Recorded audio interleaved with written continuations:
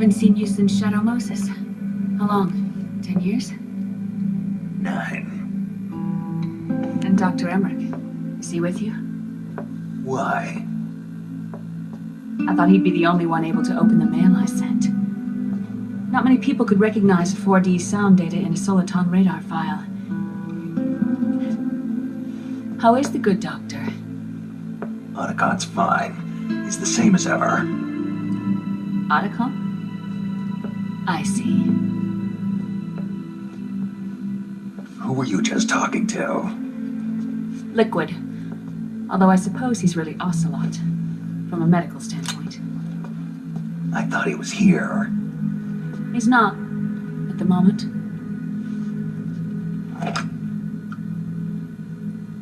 Where are all the guards? They know I won't escape. I'm powerless to resist. I have no choice but to cooperate.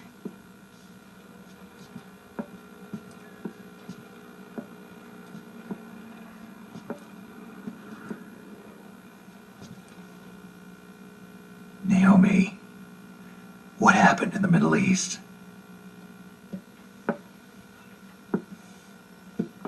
What you saw was the soldiers' emotions run amok. Another product of the system.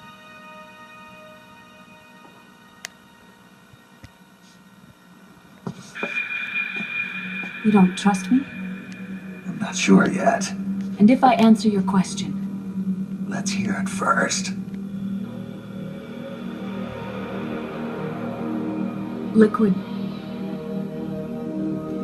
we thought the SOP was an ID control system designed primarily to maintain order and control in battle. Huh. And we were right. But only partially. SOP had another function. To control people's senses.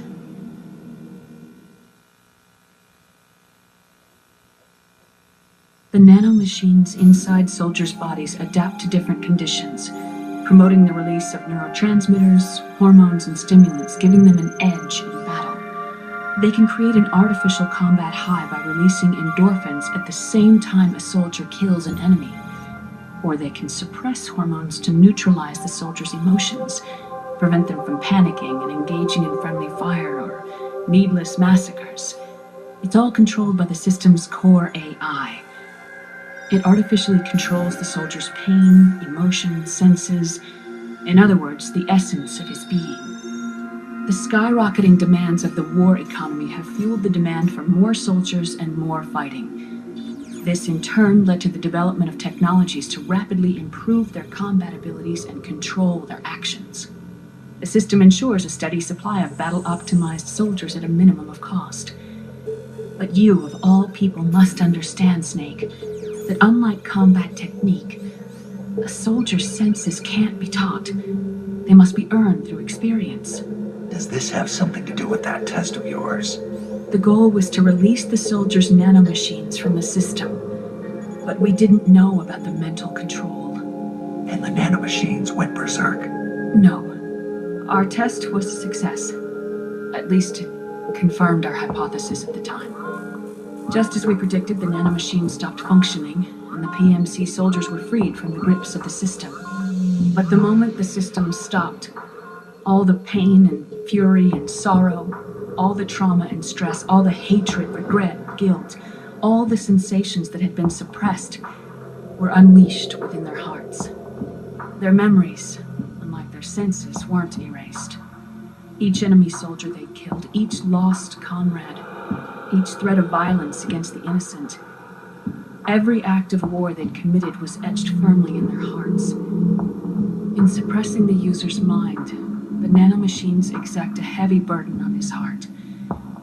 The user's body rejects the nanomachines. This reaction must then be suppressed with drugs. Before the user knows it, his mind is in complete shambles. Snake, remember Frank?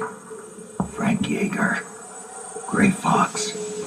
They twisted his body for their experiments and nullified his broken heart with nanomachines. SOP has taken it even further and applied it to living human beings. The sins of war these soldiers carried inside them returned to assault them in the form of unimaginable shell shock. The meaning in the system may have changed, but the battlefield hasn't. Until that point, war was like a game to them.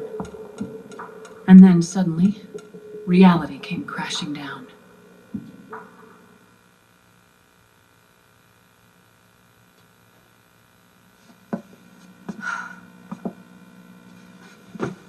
Ordinarily, our hearts are hardened through experience. Even the most grizzled veterans live with an inescapable guilt they've had to overcome bit by bit through the years. And even then, it never truly goes away. For a mind lacking that essential experience, it was simply too much to bear.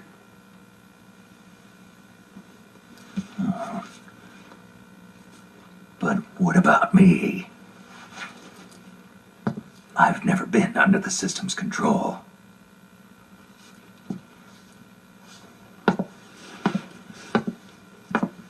That's why I want to examine your body. You need to know too.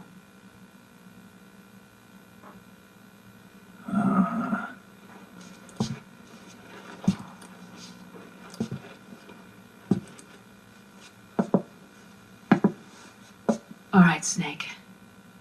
Undress. Snake, what's gotten into you? Hurry up.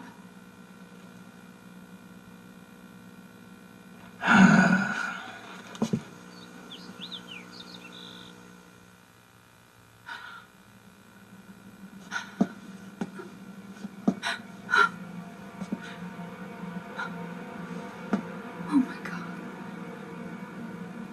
Snake?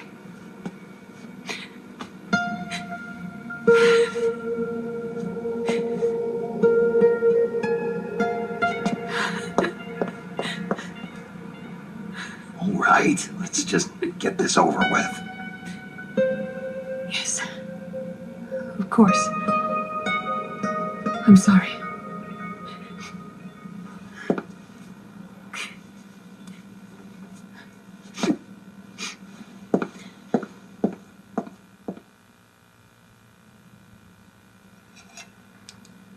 Snake, do you remember what I told you in my video mail about the first generation of nanomachines? The ones you stuck me with at Moses. Yes. The nanomachines are recharged by your body heat. They won't stop functioning until they're all extracted. Or until you do.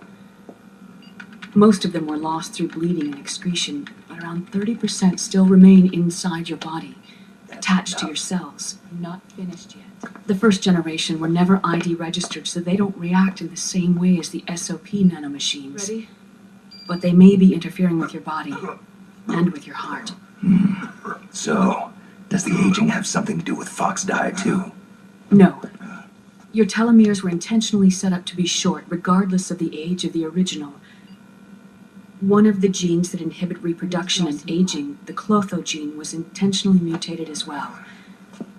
But more importantly, your chromosomes, like liquids, were provided with terminator genes to prevent them from making copies.